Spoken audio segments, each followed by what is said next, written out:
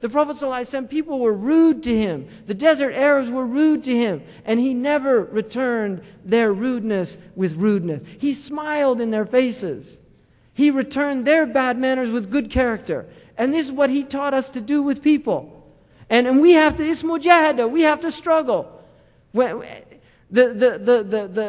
sabr is in sadmatul ula.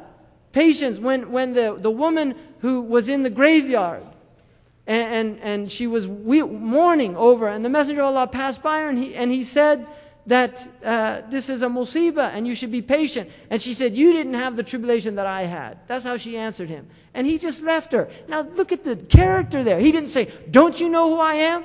I'm the Messenger of Allah. You can't talk to me like that.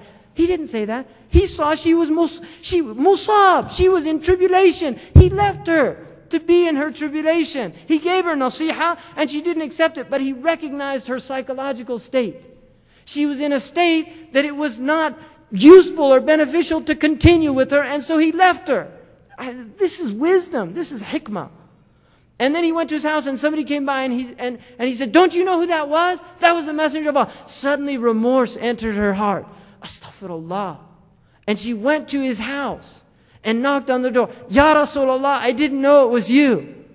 And the Messenger of Allah said, patience is in the first calamity, when the first thing hits. That's when, in other words, when the calamity hits, patience that Allah wants is at that point. That's the point. Allah does not want you to lose control. That's the point to take. It's not when it's all over you say, oh, please forgive me. I didn't mean to punch you after you said that to me. You know, I'm sorry. No, it's to stop. I'm not going to punch him because he's a Muslim. Right? I'm not going to do that. I'm not going to engage. And that is mujahada. That is learning to suppress the nafs for the sake of Allah subhanahu wa ta'ala. Because we're here for Allah. We're not here for, and this is ikhlas, to do it for Allah's sake.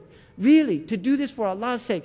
To forgive your brother for Allah's sake. To forgive your sister for Allah's sake. Not for them. To do it for Allah subhanahu wa ta'ala. Really. There's people in here that haven't talked to their brother or their sister, or some of them to their mothers and their fathers. Don't be that person. Don't cut off your bloodship bonds. Don't be that person. Do it for the sake of Allah. And a man came to the Messenger of Allah. He said, Ya Rasulullah, asilu akhi wa yaqta'uni, u'tihi wa yamna'uni, uwasiluhu wa la yuwasiluhu. I give him, he withholds. I come to him, he cuts me off. What should I do? He said, that is Sirat al-Rahm. That what you're doing is the right thing, and continue to do it even though he's cutting you off. That's Islam. That's Islam. And it's hard. Don't think this is an easy religion.